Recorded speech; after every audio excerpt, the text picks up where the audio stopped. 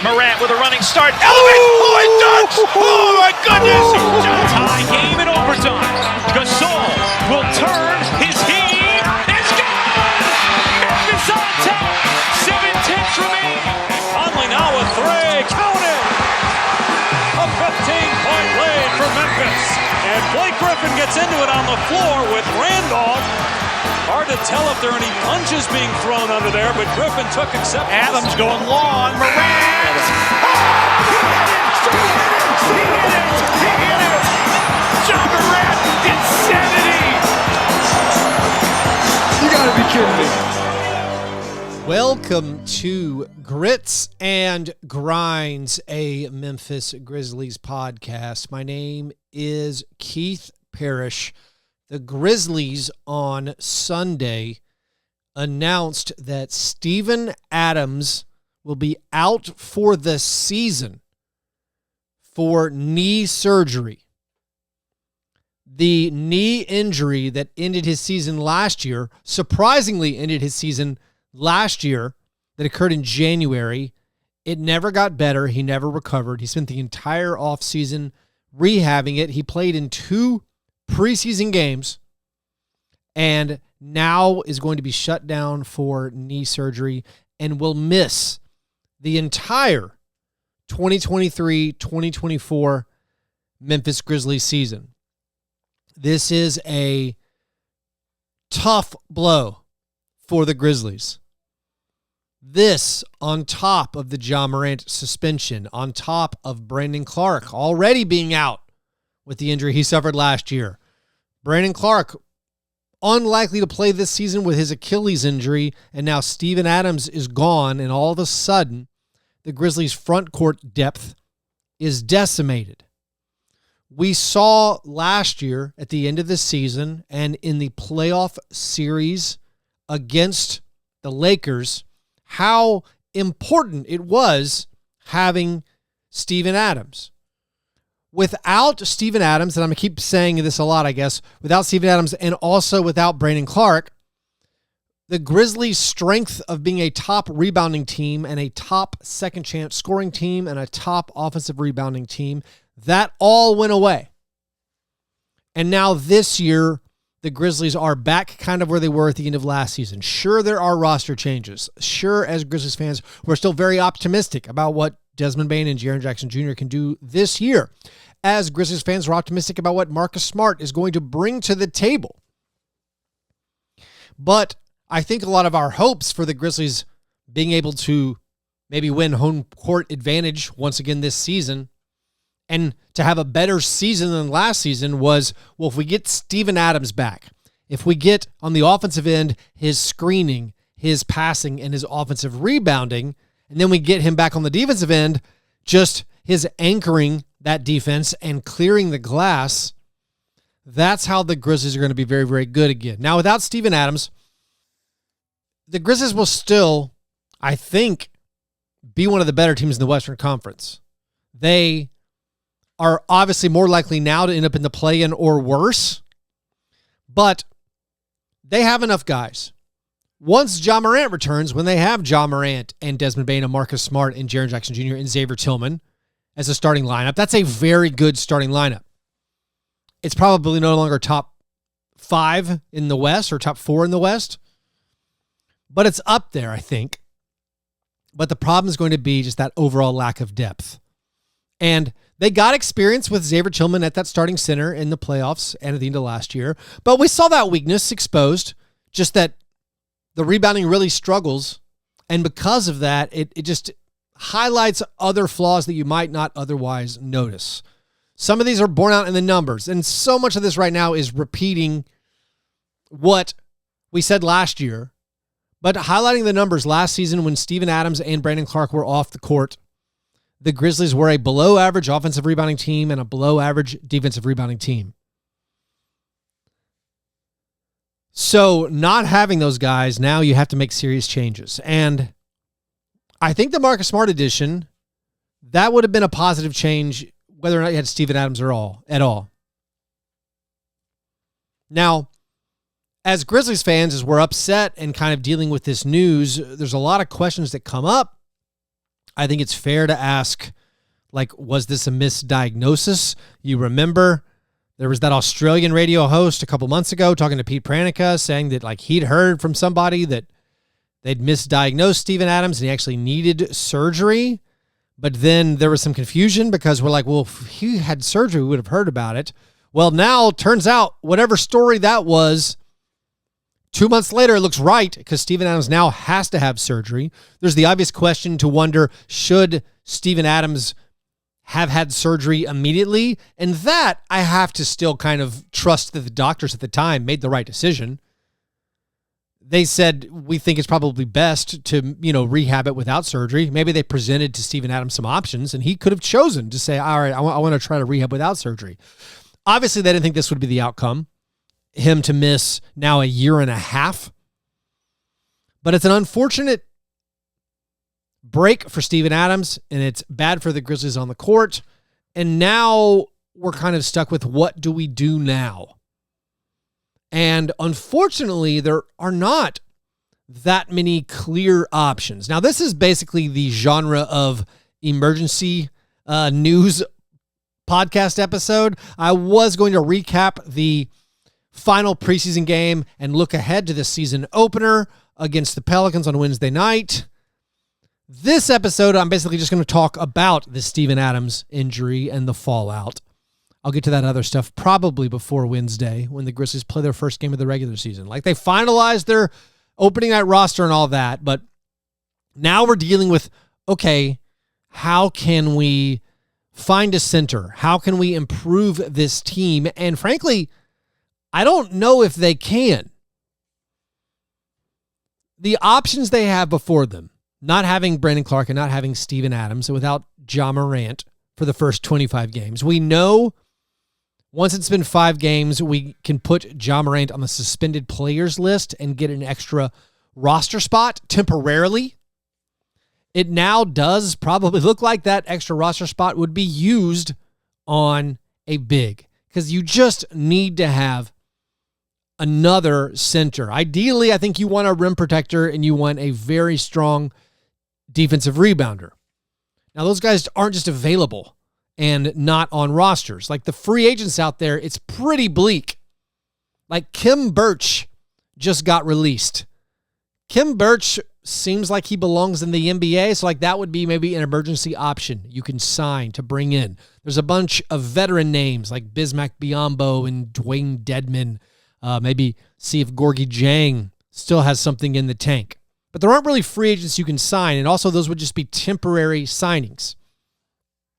The Grizzlies can apply for a disabled player exception, and they could use 50% of the money owed to Steven Adams this year to sign a replacement. So they could sign somebody for up to $6.3 million, but you still need a roster spot. It doesn't give you an extra roster spot.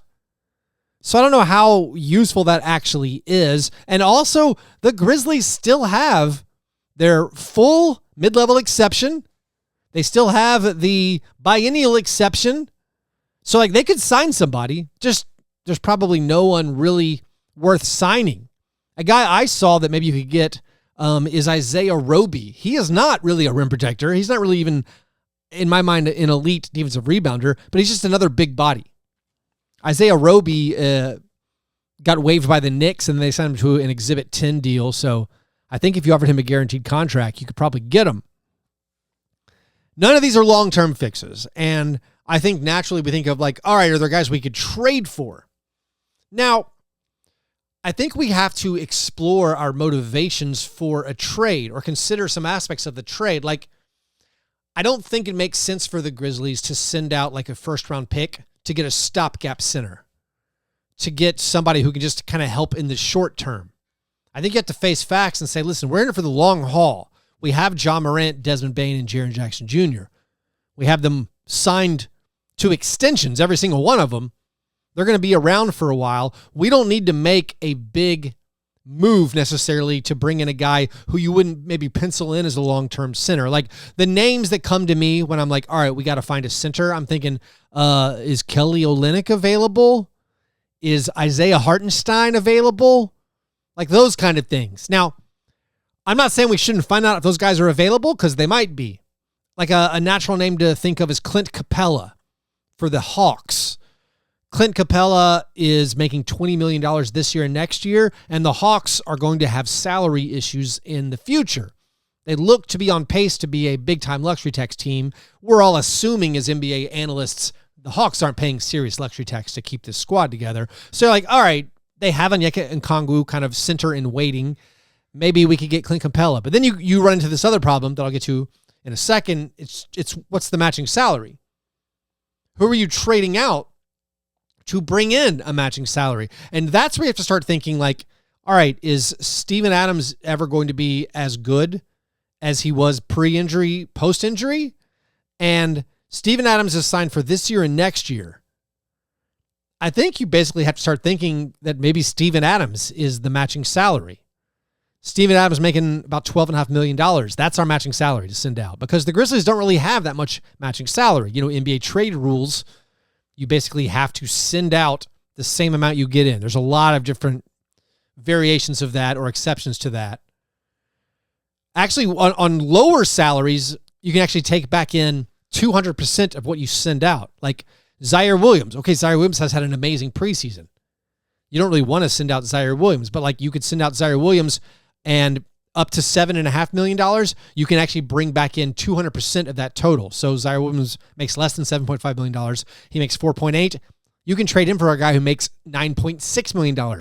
You could trade Zaire Williams for Isaiah Hartenstein. Now, would you do that? Probably not. Because Zaire Williams is super young and he looks good. And we have to think long-term now. I don't think as a Grizzlies front office or even as Grizzlies fans, we're thinking about, hey, we need to send out our young players to bring in short-term fixes. A guy like Olynyk on an expiring deal. We need to be thinking long-term. What's the best long-term fit in the front court with Jaren Jackson Jr.? It is not Steven Adams. Steven Adams is 30 years old, has a devastating knee injury, and we don't know what the future is going to hold for him. And are the Grizzlies going to sign him to his next contract? I don't know. Feels unlikely. So there are names to consider that maybe you might want to trade for, but I think unless they were already a player that you'd been considering targeting, regardless of Steven Adams' health, like maybe the big Grizzlies move has always been, we want to get Pascal Siakam in here to play with Jaren. That raises its own questions about what matching salary would you use, but maybe you're like, we always wanted Pascal. We thought maybe that'd be a better long-term fit, and I'm just theorizing. I'm making a name up that sort of makes sense on paper. There's no like reporting that they're interested. But if like it's a guy like Pascal Siakam, you're like, this is our long-term answer to play alongside Jaren Jackson Jr. So now, yes, let's offer the Raptors. Because of this injury, maybe this injury was the motivation that kicked it into actually happening right now. All right, let's send out all these picks and all these young guys and the matching salary and bring in Pascal Siakam. But like, you're not doing that for like Daniel Tice. Again, Daniel Tice on a Pacers team that has a lot of bigs. Daniel Tice would help out the Grizzlies this second, right now. He makes $10 million this year. What's the matching salary? That's the question mark. Would you trade away Steven Adams for Daniel Tice straight up? I don't think so, but that goes into the, all right, we just need a short-term fix.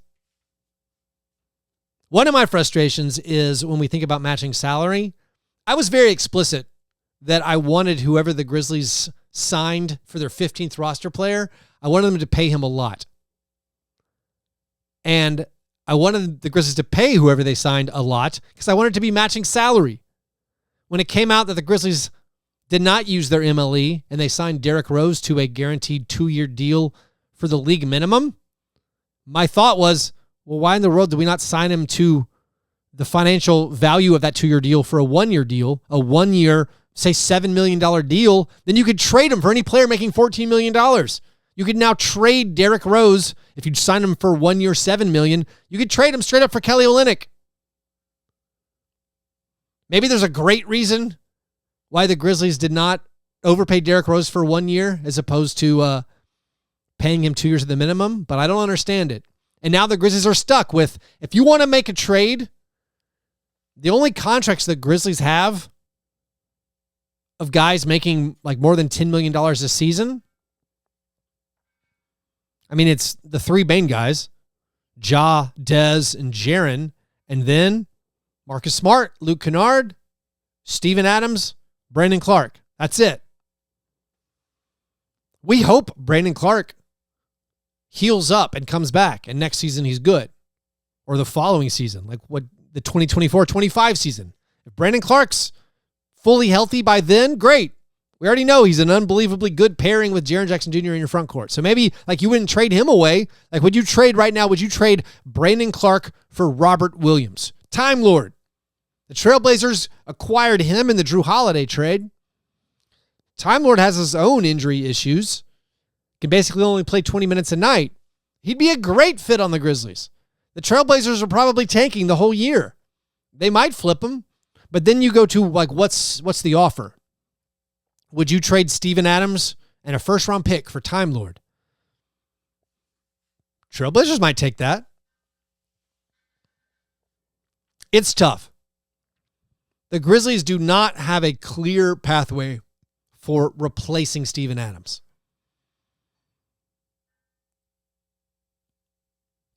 They do have that Dylan Brooks traded player exception where they could take in a player making $7.5 million or less, but you still run into the same problems.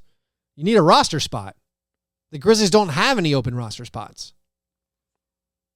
The guy you would get rid of is Kenneth Lofton Jr. Now, Kenneth Lofton Jr., this is, if you want to come up with any kind of silver lining, this is his opportunity. For him, it's going to force him to play. He's either going to play or he's going to be gone, I think. Maybe they look for a two-way guy. Maybe this is a reason why, all right, you move on from Jacob Gilyard. You say, emergency third point guard, less of a need now. Because you're going to have another body in the front court. When totally healthy, not counting Steven and Brandon, when Jaren Jackson Jr., Xavier Tillman, and Santi Aldama are available, the Grizzlies will be fine in the front court. Yes, the team will have rebounding issues, but they're going to be good. That's a playoff-level team. They're going to win most of their games when those guys are available. But when Jaren's in foul trouble, when either one of those guys misses a game, if anybody gets hurt and misses 2 weeks, well, then now you're really up a creek with your roster construction. I mean, I don't think any team could endure having,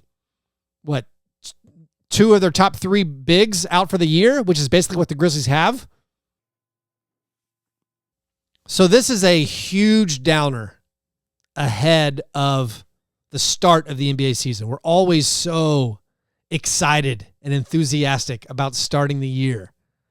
Every fan base is, basically. And the Grizzlies were, I think, poised to have a very, very strong season. And this news just puts a damper on everything. And I was concerned before Friday. On Friday, and I said this in the playback I was doing during the preseason game, I was concerned that Steven Adams was not playing in that game. It was Marcus Smart's debut. And I'm thinking, all right, Steven last played 8 days ago. He's only played 2 games in the preseason. He's only played like 26 minutes total in the preseason. If he's not ready to do a sort of dress rehearsal against the Bucks after 8 days of rest, I'm like, well, there's no way he's going to play in every one of the Grizzlies' first few games because they play on Wednesday against the Pelicans and then Friday against the Nuggets and then Saturday against the Wizards. So you already know he's missing at least one of those games. I'm not sure he's going to play hardly any of these games. I was thinking about it from like a fantasy basketball perspective. I was telling people, I don't think Steven Adams is going to help you much at the beginning of the year. But now we find out, there's something way more wrong. There's a way bigger problem than fantasy basketball. Like Steven Adams, the knee's just not okay. And Steven Adams was never super optimistic talking about his knee in the preseason. A lot of people pointed out that like Zach Kleiman and Taylor Jenkins sound more encouraged and optimistic about Steven Adams' knee than he does. He wasn't like doom and gloom, but he kept saying like, it wouldn't be smart for me to commit to say I could play. And, I got to see how it responds. I got to see how it ramps up. And clearly it didn't respond. It never responded. It never got better. So Steven Adams is out. The Grizzlies, I think, definitely now are going to find themselves in a tough season where making the playoffs is definitely not assured. We've said it over and over and over. I agree with people who say there's like 11 teams in the West who expect to make the playoffs. And I thought the Grizzlies were better than most of them, but this becomes a new challenge. Are they able to be a top 5 defense for the whole season without Steven Adams? I don't know. I really doubt it. Last season, the Grizzlies were first in the NBA in defensive rating when Steven Adams got hurt. After Steven Adams got hurt, they were 9th. I mean, top 10 defense is fine. It's good. But the Grizzlies were an elite team because they were the top. I mean, they were one of the best defensive teams in the NBA. Maybe defensive rating isn't everything, but it's a big thing. And it showed that they were one of the best defensive teams. And that drop-off took them from, I thought, an elite team in the West, or an elite team overall, to a pretty good team. And now they're going to have to adjust. They can adjust possibly. Maybe the obvious thing is to play more offensive lineups, like all those great lineups we talked about with Desmond Bane and Luke Kennard last year. Those, of course, occurred after the Steven Adams injury. So they'll turn to Bane and Kennard to fill it up. Xavier Tillman is a very, very capable center. He's a very, very good defender. He's just not a rim protector, and he's not as good as Steven Adams at rebounding. And basically no one is. Steven Adams is one of the best rebounders in the entire NBA. So everyone is going to have to step up and rebound more. But it's a blow to the Grizzlies and their hopes for this season. It's obviously a huge personal blow for Steven Adams. We wish him nothing but the best in his recovery. And as Grizzlies fans, we'll just have to kind of endure this, roll with it, move on, see what happens. But I would say there aren't any easy answers out there. And honestly, I'd be patient about it. I would see how it all goes. You got to see how the season plays out. You don't know which players are going to be available. Like, yeah, I named like Kelly Olynyk, Isaiah Hartenstein, Daniel Tice. Those guys are probably available now. But more guys will get available. You'll figure out what happens in this regular season. I don't think the Grizzlies will be in any form of a rush to make a move to fill in for Steven Adams. They're going to turn it over to Xavier Tillman, who they have the confidence in. Santi Aldama, maybe he can step up and play more 5. Maybe Jaren can excel at the 5. We don't think it's his best spot, but he'll get the chance to try it. We'll get the chance to see Kenneth Lofton Jr. We're going to see small ball lineups. Roddy and LaRavia are going to play the 4 because there's basically no other options. And then maybe you get to the trade deadline, then you realize you assess where you are. Like, hey, look, we're the 5th seed, even without it. Let's make a trade. Let's bolster up. Or you say, man, we're barely hanging on here. Maybe let's not commit any more resources to this season. I don't know if that's a decision they would make, but I think it's a reason they might be patient, and they're not going to make like a trade immediately to address the situation. But those are my immediate reactions. Feel free to let me know yours. Anyways, thanks for listening to these shows. Go subscribe to the YouTube channel for Grits and Grinds. Give me a 5-star rating on whatever podcast app you are listening to this on. Anyways, I will talk to you soon. Go Grizz.